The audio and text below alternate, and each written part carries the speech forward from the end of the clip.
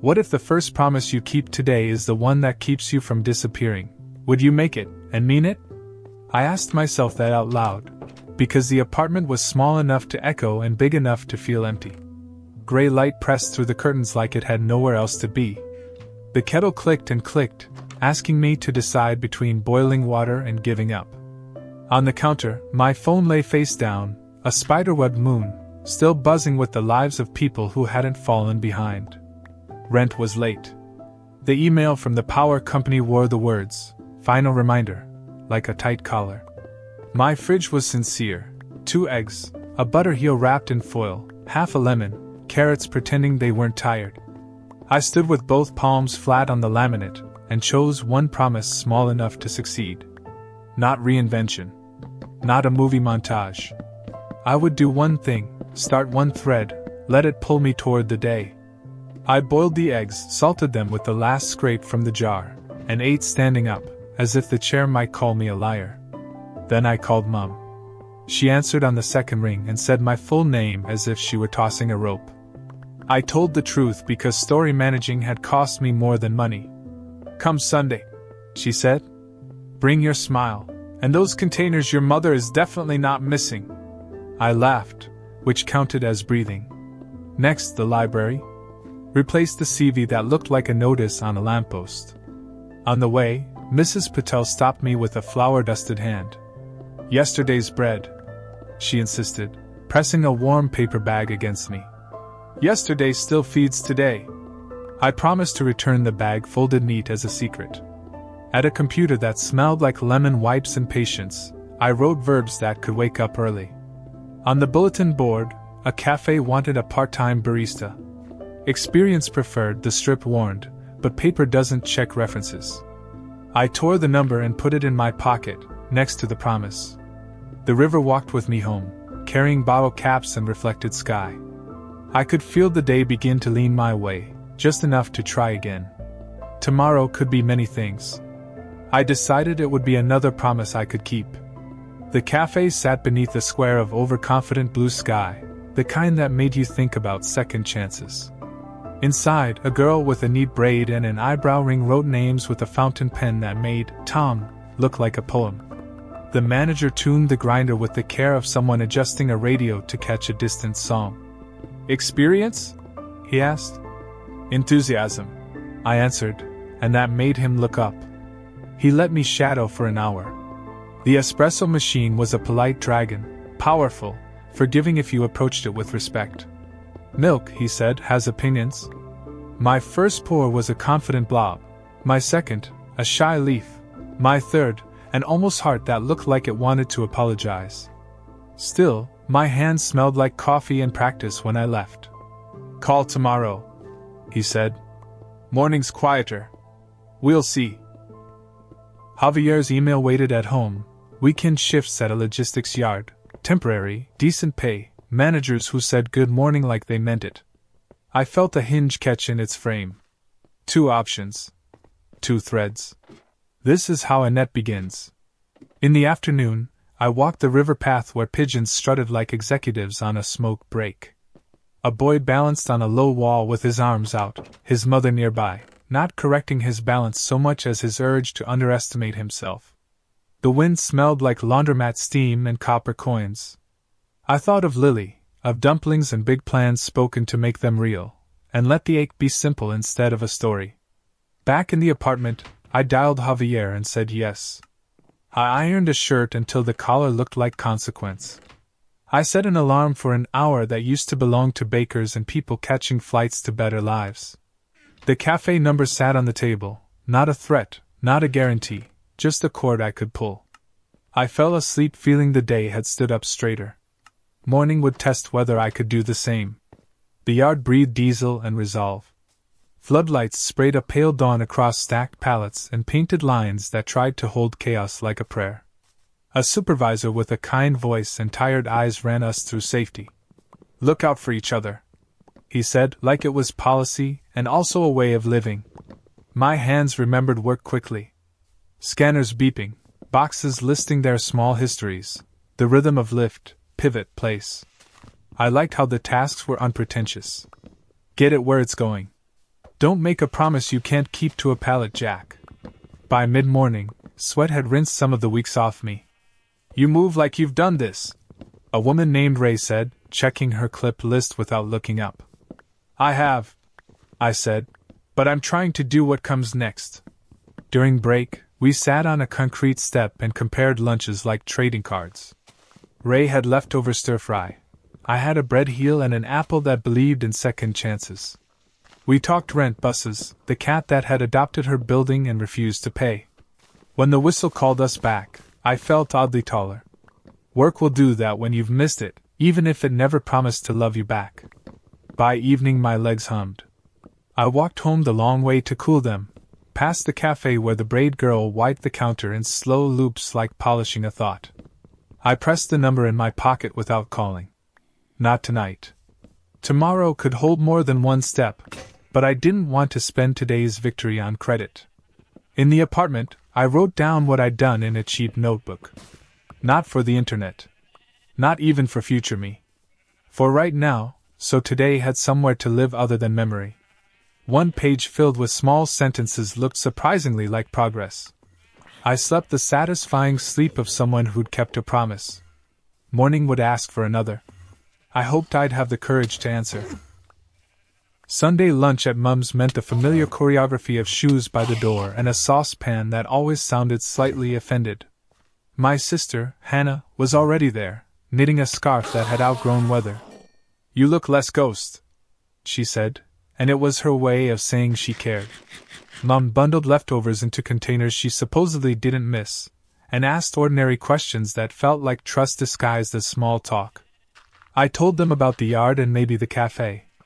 Both is not failure, Mum said, as if reading the headline I'd been too scared to print. Sometimes both is bridge. Hannah, who works nights at the hospital, nodded. Stack shifts in a way that doesn't stack you, she said. Sleep is not a luxury. It's a tool. We ate quietly for a minute, the kind of quiet that can only happen when everyone's fork knows where it's going. I looked at their hands and felt the impulse to apologize for needing help, and then didn't. Accepting kindness without flinching felt like a new muscle I wanted to keep using. On the way home, I stopped at the community board outside the library and added a neat index card. Bike tune-ups, pay what you can, Sundays in the courtyard, by appointment. 2 years ago I'd fixed neighbors' bikes for fun. Maybe it could become a thread. A boy reading manga looked up and said, Do you do scooters? We can learn together. I told him, which felt like telling the truth and making an invitation. Back upstairs, I called the cafe. The manager, name was Theo, said, Bring your enthusiasm at 6 tomorrow.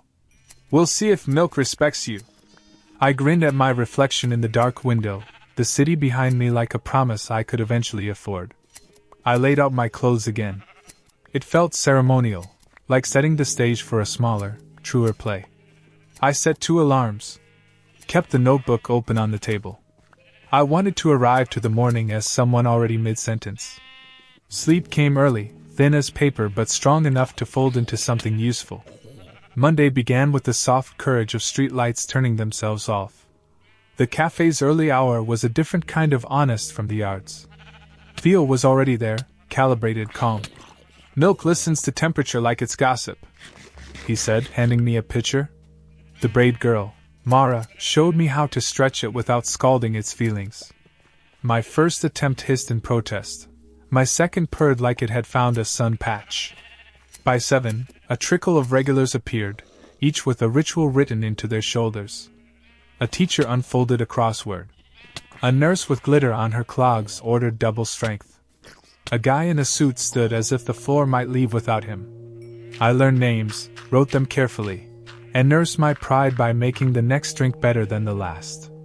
When Theo nodded, he did it like an engineer signing off a bridge. After the rush, Mara leaned on the counter and said, You're not faking the listening. I wasn't sure if she meant to people or Milk, but I appreciated both. She lived 2 stops down, played rhythm guitar badly and enthusiastically, and had a cat named Circuit who loved boxes more than food. I told her about bike tune-ups on Sundays. She promised to bring a wobbly beach cruiser and the kind of friend who pays in gratitude, and brownies. By noon, my hands had memorized motions that no longer required hope. When Theo paid me for the trial shift, I tried not to calculate how much power and pasta it could become. He said, "Same time Wednesday?" Like the answer had already been decided by the way I showed up. I walked outside feeling like the city had quietly moved over and made a small space for my feet. On the bus home, 2 kids argued about whether clouds had names. The driver weighed in with cumulus and an anecdote about a cousin who studied weather. I wrote, "Clouds have names," in my notebook because reminders of order felt useful. Back at the apartment, I opened the window to let steam and something like hope out into the hall. Evening would bring tired legs and the hum of the yard. I sharpened a pencil, circled the word balance, and tried to make my life rhyme with it. The week settled into a rhythm that didn't ask me to be heroic, only present. Yard shifts on weekends and 2 evenings, cafe mornings on Wednesdays and sometimes Fridays, Sunday lunches at Mum's alternating with bike appointments that stretched into conversations about chains and choices. My notebook filled with verbs: call, clean, cook, apply, rest, as if I were conjugating a life. One Tuesday, the power company's email arrived with a subject line that didn't threaten. I'd paid it on time, not with a miracle, but with 5 shifts and a dozen small decisions. I stood in the kitchen and said thank you to no one in particular, then made pasta that tasted like an apology to my earlier self who thought dignity required drama. At the cafe, Theo taught me to dial in the grinder by taste, which felt like learning to hear color. Mara started handing me the pen during the morning rush. My handwriting softened, my shoulders unknotted. "You're getting fast," she said, but not rushed. It felt like a compliment I could build a room around. Ray at the yard showed me how to negotiate with a stubborn palate. "We move weight without letting it move us," she said, and I nodded like we were talking about more than wood. On break, she told me her brother had moved back home after a divorce, and how they were learning to share a kitchen without sharing ghosts. I told her how I used to look for Lily in every good thing, as proof I could still want something that might not want me back. Nights were quieter now. I let them be. I read borrowed books about small businesses and slept with the window cracked to hear the city tick. When loneliness visited, I didn't treat it like a burglar. I gave it tea, asked what it had learned, and let it leave when the kettle cooled. The calendar turned a page. I drew a small star on Wednesday. I didn't know why yet. I just wanted to be ready when the reason showed up. The reason had freckles and a bike helmet hanging from one handlebar. On Wednesday morning, a woman rolled in a dusty touring bike and asked if I knew anyone who tuned on weekends. "I might," I said, and she laughed at the might like it had confessed to optimism. Her name was Nina. She'd moved to the neighborhood for a job at a studio that designed packaging you didn't mind recycling. She loved maps, strong tea, and the way music could change a room without changing its furniture. We scheduled Sunday in the courtyard. She ordered a flat white and watched my pour the way some people watch chess. "Your hands are steady," she said. "They're learning," I admitted. She smiled like agreement could be an offering. When she left, Mara leaned over and whispered, "She's trouble." "The good kind?" I asked. "The kind that makes you upgrade your definition of good," she said, wiping the counter until our reflections blurred. Sunday came with mild weather and a row of bicycles that had stories to tell. Nina's chain had collected a season's worth of grit. Her derailleur needed the sort of patience you give to a stubborn friend. We sat on the warm concrete and talked bearings and beginnings. She asked about the notebook. I told her it was a scaffold disguised as paper. "I keep maps of rides I haven't taken yet," she said, and unfolded a pocket atlas with routes drawn in pencil like future threads. When I finished, her bike sang quietly in every gear. She rode a circle and stopped in front of me, breath bright. "What do I owe?" "Pay what you can," I said. She placed a folded bill under the wrench and a small square of lemon slice on top of it. "Also," she added, "come ride sometime." That evening, the yard felt lighter. Work does that when you've opened a window inside your day. I wrote, "ride," in the notebook and underlined it twice. The stars above the warehouse were surprisingly unbothered by our forklifts. I liked that about them. I went to sleep wondering if courage sometimes looks like a calendar entry. Money remained stubborn, but it was now a problem with edges, not fog. I built a budget that assumed life would happen and made it welcome. I automated the power bill. I put $5 a week into an envelope labeled Unexpected Joy, and the label alone changed the way I walked. The envelope held train tickets to nowhere in particular, second-hand books with other people's notes, a plastic fern in a small ceramic pot that had decided to be cheerful. At the cafe, Theo offered a permanent 3 mornings. If you can keep the milk respectful. I said yes, grateful, and promised not to let gratitude turn into fear. Mara and I developed a game naming cloud shapes between rushes. She won with sailing shoe. I countered with sleeping dog that knows something. Theo rolled his eyes, but I saw him looking up when he thought we weren't. Nina and I started riding on Thursdays after my shift, when the city's edge softened and the river pretended to be something older than concrete. We talked about maps and mistakes. She had left a job that made her good at winning and worse at liking herself. I had left a relationship gently enough that the ending still echoed. We didn't fix each other. We paced. At the yard, Ray and I learned a silent choreography that saved both our backs. On break, she told me her brother was teaching her how to make dumplings without measuring. Trust your hands until they know it, he'd said. I wrote it down. I was building a collection of sentences that made mornings easier. On payday, I stood at the window and watched buses lean into corners like they believed they could make it. I added $5 more to the Joy envelope, then a second envelope labeled Rest. Saving for nothing in particular felt like trusting a future self I hadn't met yet. I fell asleep with the window open, the city settling like a book closing. Tomorrow would ask for more promises. I felt ready to listen. A message from Lily arrived like weather, not my fault, not my plan, still something I had to walk through. She'd heard about the layoff through a friend and wanted to check in. It wasn't cruel. It wasn't necessary. I stared at the screen, tasted old arguments, and then put the phone face down like a boundary. I brewed tea and let the kettle's quiet aftersound be louder than the past. At the cafe, I told Mara the short version. She gave me the long look of someone who's sat through their own reruns and learned to change the channel. You don't know replies to ghosts, she said, then handed me a marker. Write a new rule on the back room whiteboard.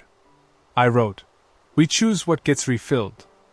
Theo pretended not to read it, then refilled the sugar. That evening at the yard I stacked cartons with a care that felt like prayer. Work can be a way of saying I'm still here without announcing it. Ray caught me zoning and asked if I wanted to talk. I said not yet, and she nodded like that was talking. On Thursday's ride, I told Nina a bit more. She listened the way good trails listen, plenty of room, no hurry.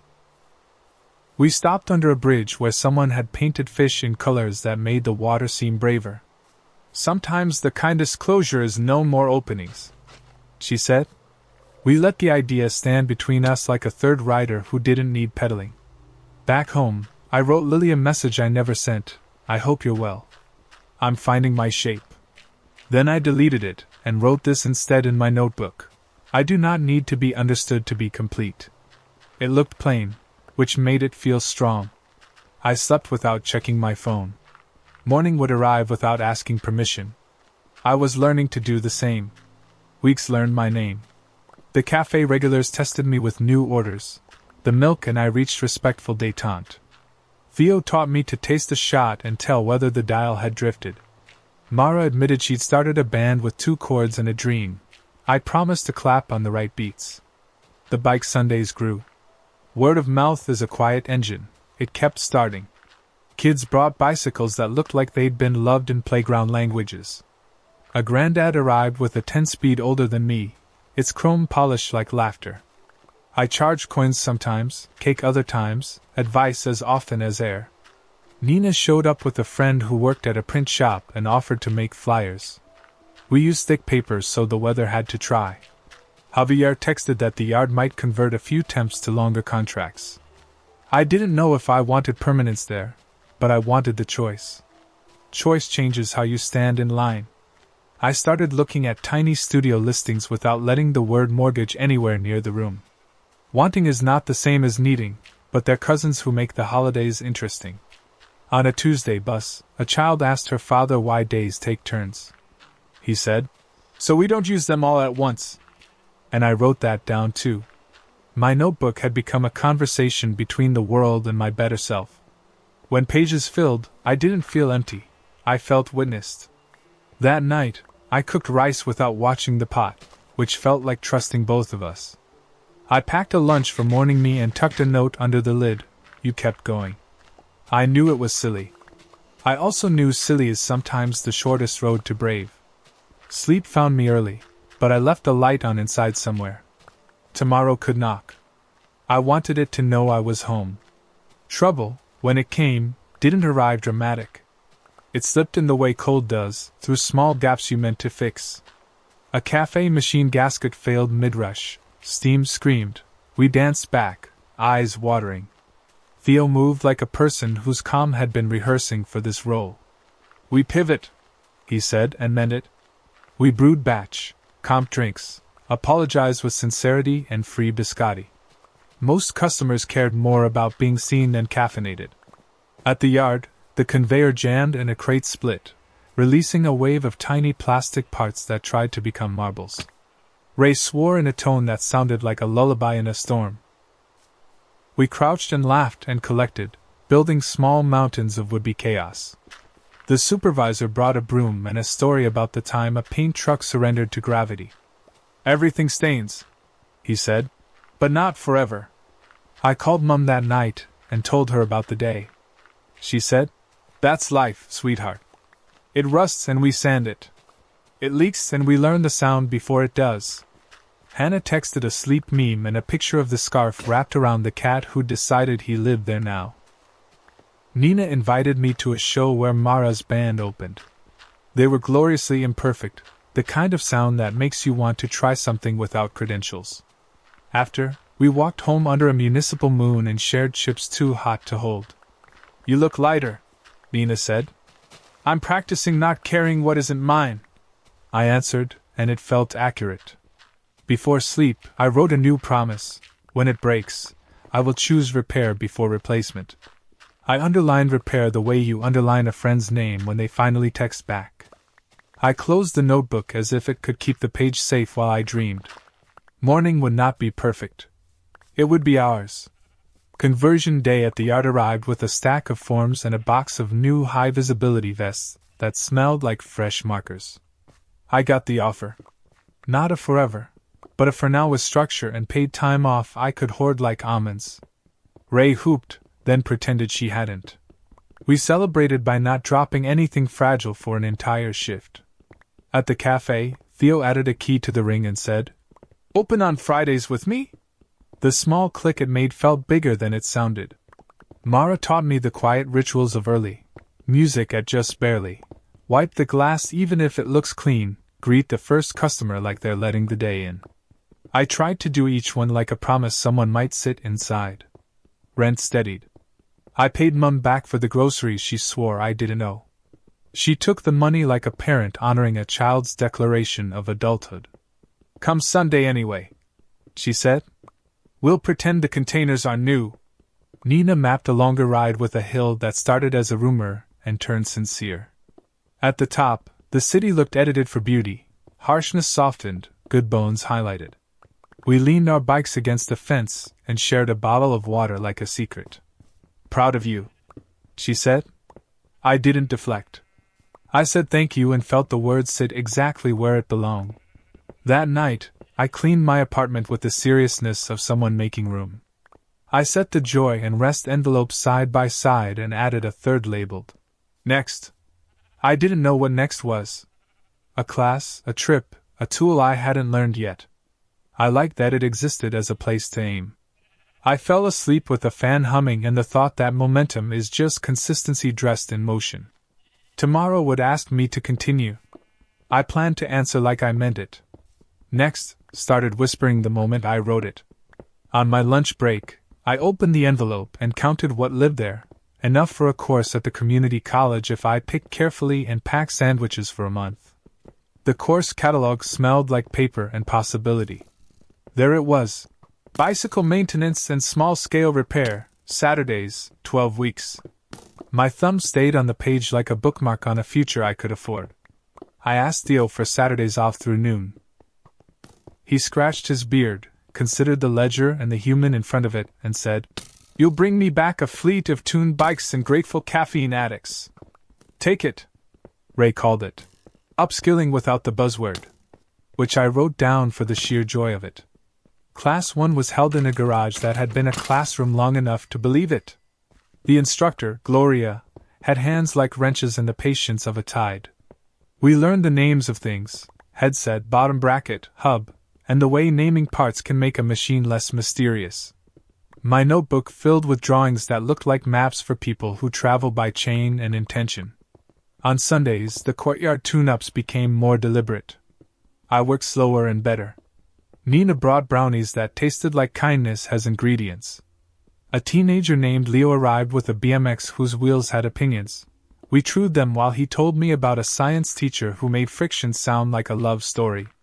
People slipped bills into the jar, pressed notes under the pump handle, left lemons, muffins, promises to tell friends. At night I watched videos I'd once been too tired to finish. Torque specs became lullabies. The joy envelope shrank just enough to grow my toolkit, and I liked the symmetry of that. I fell asleep with the hum of spokes in my head, and woke wanting to make circles run smoother. Somewhere between page and practice, next, change tense. I could feel it asking for a larger room. Theo taped a flyer on the fridge, a neighborhood latte art throwdown, $10 entry. Winner donates the pot to a local cause. "You're entering," he said, gentle, like suggesting a sweater before the night gets cold. "I pour hearts that look like geography," I warned. Mara thumped a milk pitcher on the counter. "Then let's travel," she said. We started staying late after close, practicing microfoam until we could hear its mood from the sound alone.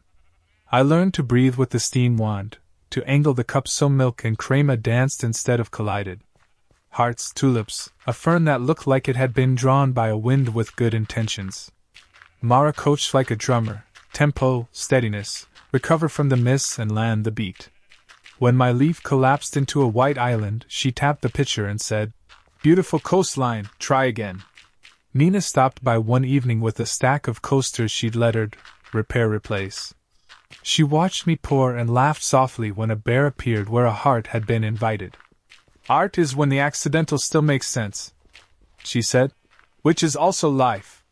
Theo judged with the seriousness of a man who thinks balance is a moral category.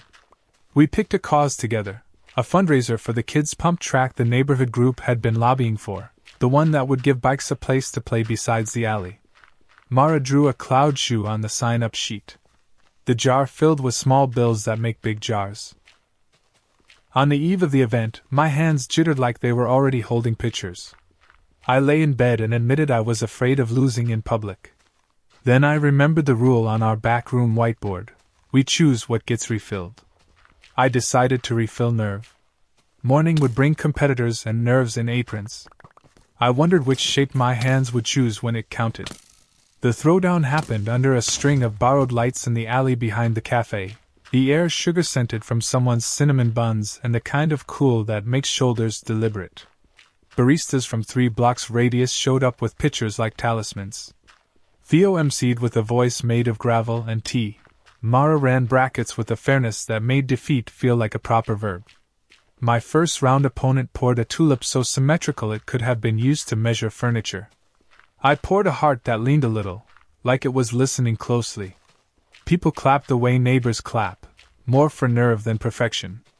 I advanced on a tiebreaker only I cared about, then lost in the semis to a fern that would have impressed an actual plant.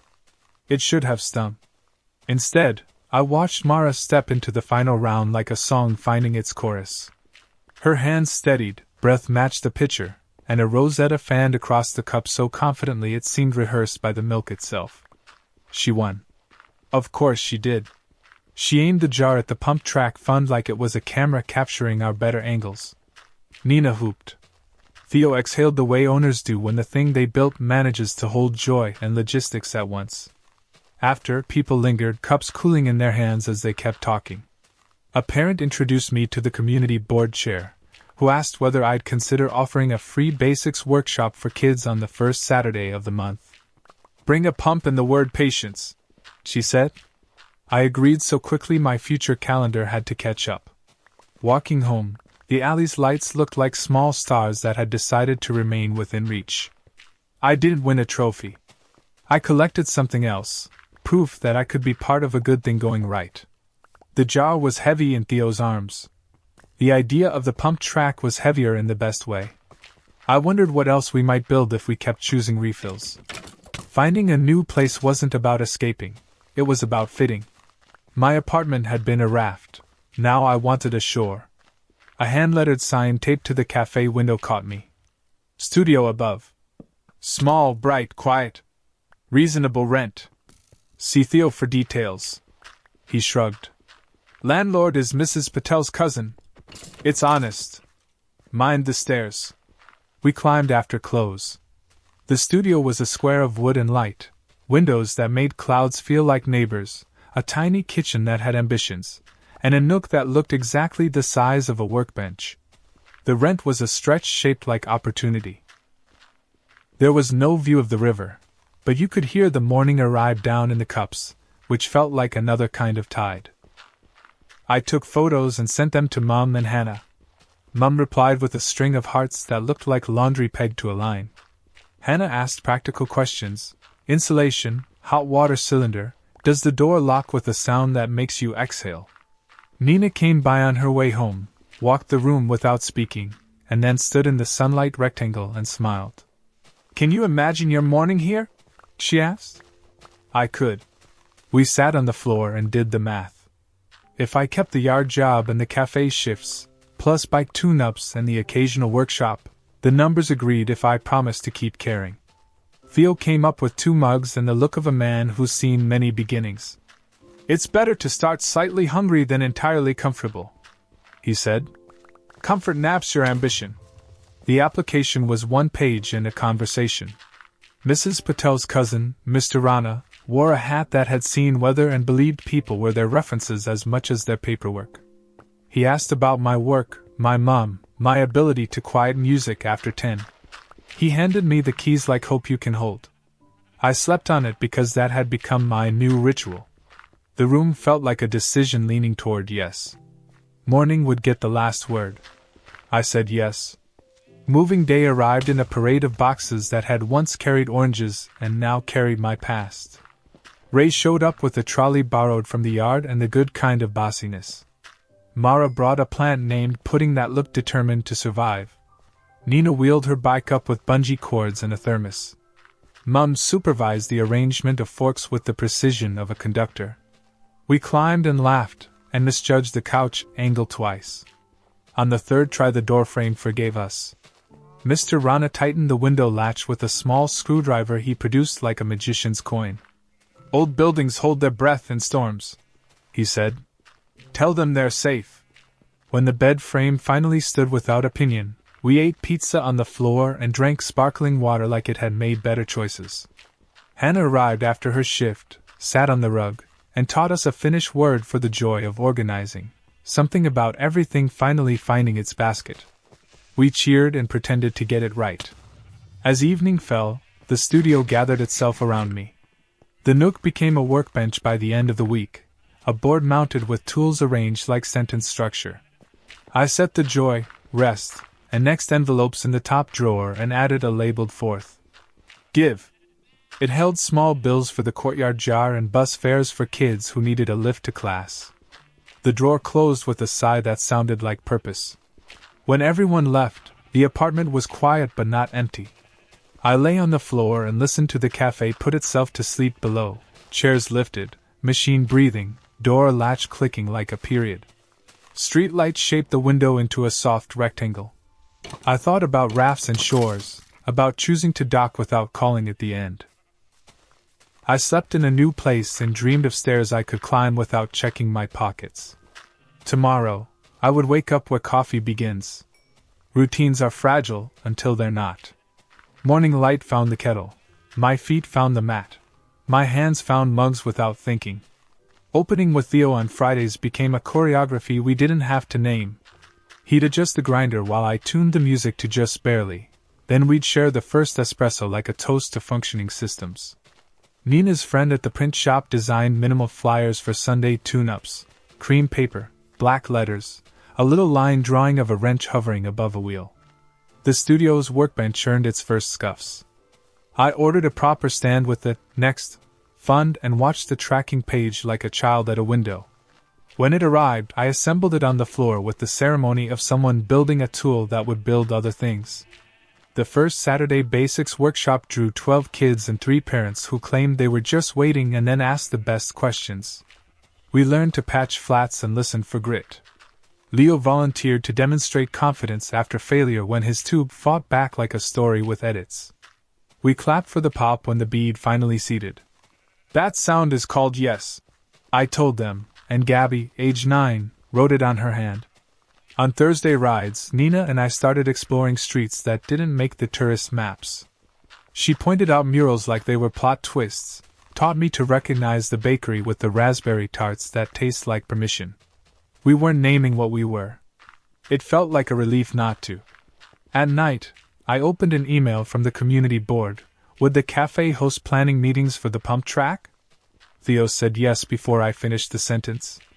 Mara made a calendar and put a cloud shoe in the corner of every meeting date.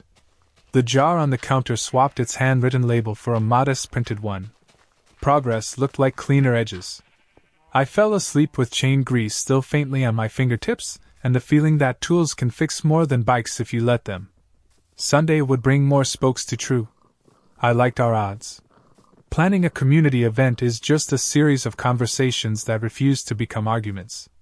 We sat around pushed-together tables at the cafe. Board members, parents, teenagers with opinions, Theo with a calculator he thumped like a drum, Mara with a pen that made even rough ideas feel publishable. I took notes and listened for the moment when someone's suggestion bloomed into consensus. Permits were less romantic. Forms asked questions in triplicate. The council wanted safety plans. The insurance company wanted us to promise the weather would behave. We divided tasks.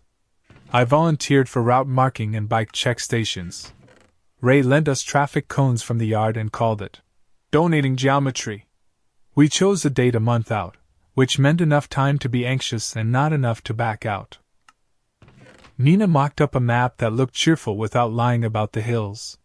The print shop turned it into handouts that made the event feel suddenly real. We passed them out at the market, the school gate, the bus stop where strangers quietly became neighbors. At home, I practiced kindness toward a new kind of worry, the kind that comes from wanting something good to happen in public. I cooked rice and added peas like confetti.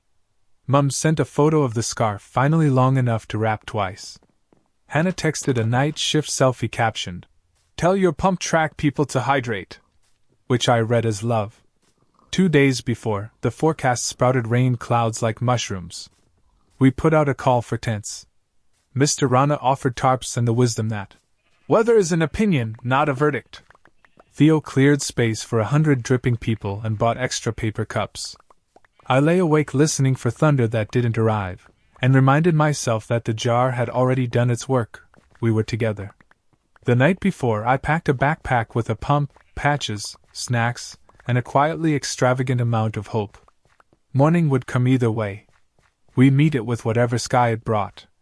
Rain arrived like a rehearsal, light and exact, then reconsidered. By 9 the pavement was a matte gray that made bright jerseys look like celebration. Families rolled in, bells chimed, someone's speaker negotiated between pop and the kind of old song that makes knees remember high school. The check station lined up like a tiny pit lane. We adjusted seats, coaxed brakes, inflated ambition. The route wound through streets that had been waiting to be kind. Volunteers in borrowed vests pointed corners with the grace of crossing guards who'd learned choreography. The first lap was careful. The second became chatter. By the third, kids were flying in pairs, calling out potholes like plot twists. Theo stationed himself at the midpoint with a tray of cups and a joke for anyone whose cadence needed it. Mara took photos she promised to print even if they came out blurry, because blur is what joy looks like when it forgets to pose. I fixed a chain for a boy whose helmet sticker said, "Dinosaur CEO," and he thanked me in a tone that suggested the board would be pleased. Leo led a group through the last bend like a tour guide, narrating the importance of momentum and snacks.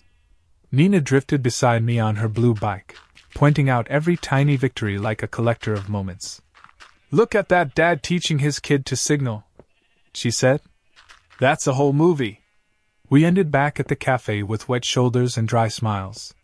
The jar rounded up, the council representative shook hands like a person whose email signature finally meant something, and the board chair said words that sounded very much like, "Approved pending formalities."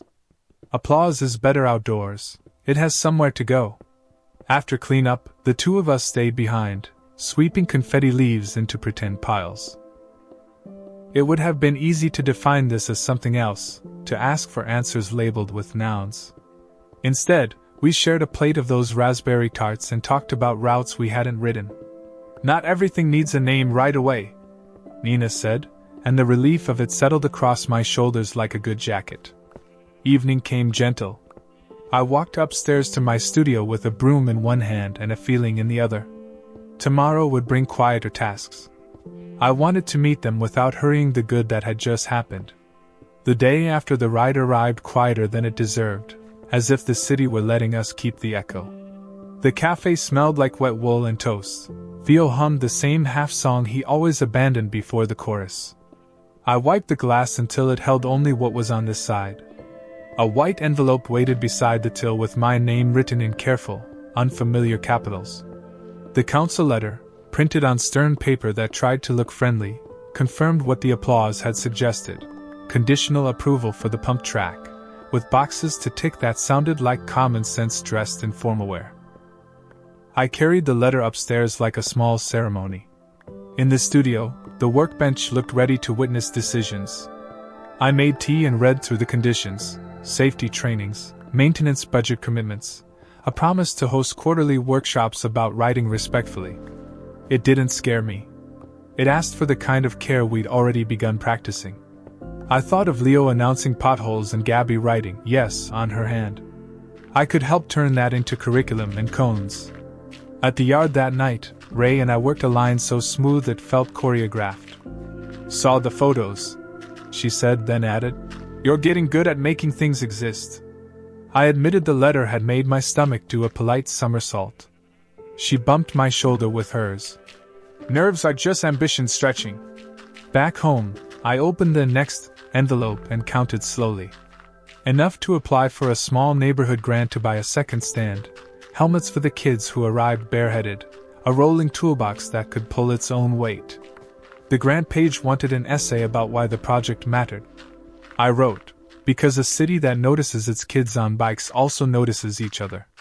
I wrote, "Because repair teaches patience in a language hands learn faster than mouths." I wrote, "Because momentum is a kindness we can share." I set the application draft under the wrench. Paper, tool, promise. It felt right. Tomorrow, I'd ask Nina to read it like a map. Nina edits like a cartographer: clean lines, fewer detours, trust the terrain. We sat in the window's sun square while the cafe murmured around us, and she circled my loops with an arrow labeled, "Say this once like you mean it." Mara drifted by with 2 croissants and a threat to confiscate adjectives if I kept feeding them. Theo underlined the budget line for helmets, and added, "Thank you," beside it as if the numbers themselves deserved manners. At the yard, momentum forgot its kindness. A stack shifted on the far lane, the kind of slow, terrible lean that makes everyone's bones brace. No one was under it. Training works when you practice it on calm days. The crate split and sprayed a bright confetti of plastic fittings. Ray cursed softly, the way you do when you're grateful for the boring outcome. We swept long after the floor looked finished, chasing pieces that tried to seed future trips. Little things are what you trip over. Little things are also how you stay upright. The near miss shivered through me on the walk home. I thought about futures measured in night shifts and steel-toed boots, about how steady pace steadies you until it narrows your horizon. I liked the art. I also liked the idea of building something that called me by my name. I didn't need to decide tonight. I only needed to listen. Upstairs, I reread the grant essay and trimmed it until it felt like a good tool in my hand. Nina's pencil left small galaxies of eraser dust on the page. I clicked submit, breathed out, and set the kettle on like applause at a volume only I could hear. The studio's quiet wasn't empty anymore. It was the sound of a project waiting for its next sentence. Sleep came in clean pieces. In the middle of the night, rain ticked the window with the tink-tink of bolts in a tray. Morning would bring an inbox answer or it wouldn't. Either way, my workbench would be there, and so would I. The grant reply arrived at 7:12 a.m., as specific as good news tends to be.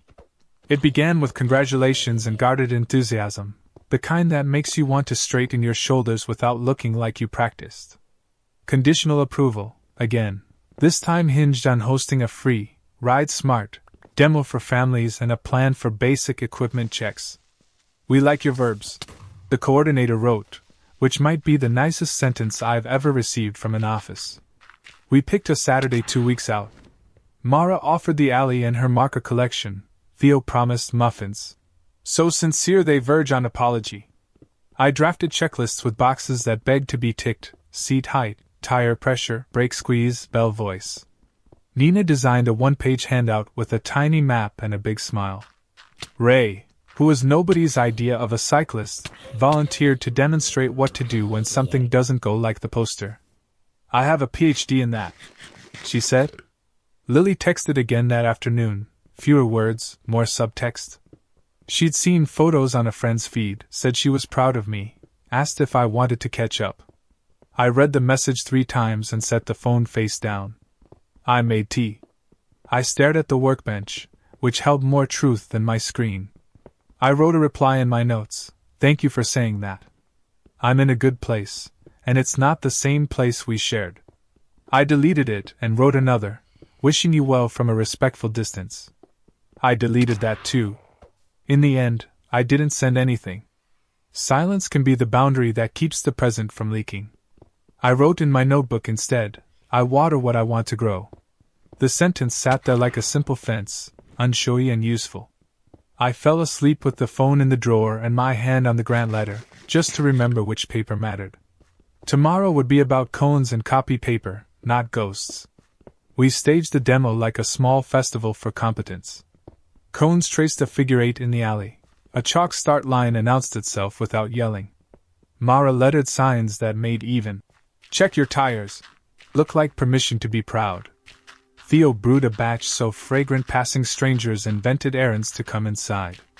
Nina's map sat on a clipboard that made the handouts feel official. Families arrived cautious, then brave. We knelt beside tiny bikes and grown-up anxieties, set seats to hips, squeezed tires to Goldilocks firmness, explained that brakes are a promise you make to future you. Leo taught a knot he'd learned for fun. Gabby guarded the pump like a dragon with a lending policy. When a chain popped mid-figure 8, Ray raised her hand like a student and modeled failure without apology. Try again, she said. Trust your hands until they know it. Gloria from the college drifted in just in time to see a crowd cheer for a 9-year-old who finally mastered a turn without putting a foot down. Mum came. She stood near the chalk line with a Tupperware of still warm scones and the kind of eyes that can both beam and water. You're good at this, she said when we caught a quiet moment. At which part?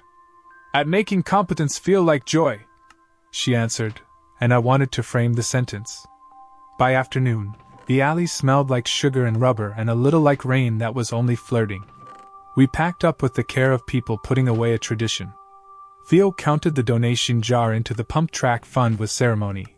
Nina photographed the chalk before the sky could edit it. I sent the grant coordinator a short email with 3 photos and fewer adjectives, and they replied within an hour: funds released. I carried the new tool stand up the stairs that evening, one slow flight at a time, and set it like a small flag in the workbench nook. When the room settled around it, I felt the new weight of responsibility that comes with getting exactly what you asked for. Sleep arrived grateful. Tomorrow would bring a message from the yard I hadn't expected. I felt ready to hear it. Think about it, the supervisor said, handing me the offer letter that smelled faintly of toner and compromise. Full-time nights, a raise that would make my budget exhale and my mornings vanish. Reliable money has a way of trying to parent you. I stood in the break room where the microwave blinked 12 o'clock at nobody and stared at the numbers like they could tell me who I was. Ray leaned in the doorway, eyebrows doing math. "It's not a trap," she said. "But it's not a ladder either. More like a treadmill." I laughed and hated that the sound carried relief. She added softer, "Decide by what keeps you kind." Upstairs, I spread the letter on the workbench like a map to a town I wasn't sure I wanted to live in. Nights would pay for better tools, sure. But they'd also take the mornings I'd spent building a life that felt like mine. I called Mum. "A good decision feels like air in your lungs," she said. "A bad one feels like holding it." Nina listened without solving. "What if money is the question but not the answer?" she asked, passing me a mug that warmed both hands. I went for a dusk ride. Streetlights woke one by one, small votes of confidence. I pictured the courtyard kids, the pump track plans, the cafe's quiet rituals. I pictured myself under sodium lamps, counting pallets that didn't know my name. At home, I wrote 2 sentences on a card. Choose the work that multiplies you. Don't buy tomorrow with all of today. In the morning I told the supervisor, "I can do 3 nights a week for 3 months. After that I'll reassess." He frowned, shuffled pages, decided he respected people with sentences. "Deal," he said. "Balance is negotiated, not discovered."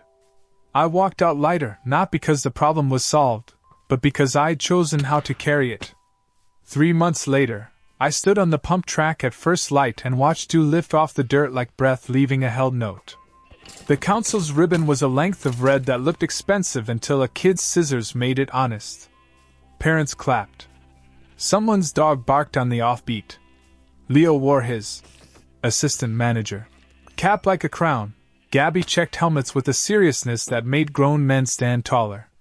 Theo brewed from a folding table and handed out cups the way some people hand out compliments. Mara took photos that would blur when people told this story later, which felt about right. Ray arrived late, waved like she'd been here forever, and leaned on her rake with the satisfaction of a person who chose her yes carefully. I had turned down the full-time nights. I finished the 3-month bridge and walked off it, weekend shifts only, daylight reclaimed. Small promises repair settled into a cadence that didn't require heroics. Sundays were busy, Wednesdays gentle, first Saturdays loud in the best way. LeGrand bought a second stand and a stack of youth helmets that clicked into place like punctuation. We taught kids to true wheels and adults to forgive themselves for not knowing sooner. Money didn't panic anymore. It discussed. It negotiated. It sometimes even said please. Nina rolled up, late by design, a ribbon of dirt already on her calf. She pressed a small envelope into my palm, a postcard she'd printed, a map of the neighborhood with a line curling like a signature from the cafe to the track to my studio. On the back she'd lettered, steady as a heart rate, keep choosing the kind of miles that make you kinder. I folded it and put it in the give drawer for safekeeping, because advice belongs beside generosity. That evening, I climbed the stairs to the studio above the quieting cups. The workbench smelled like lemon oil and metal. I opened the window and let the day move through. The city hummed in the register of contentment. I made tea, wrote in the notebook, paid power on time, fixed 3 flats. Ray laughed at a joke that wasn't very good. Mom's scones vanished. Nina's map, then added a new line to the rules on the backroom board: keep promises small enough to make, big enough to matter. I didn't need a montage to see the difference. The chipped mug, the folded flyers, the jar on the counter, the tiny wrench on a tiny hand. All of it was the shape of a life that had stood itself up and kept standing. Outside, the track rested under streetlights, a soft loop where tomorrow could learn balance without apology. I finished my tea while it was still hot. Then I turned out the light, Sure, I'd wake to a morning I knew how to meet.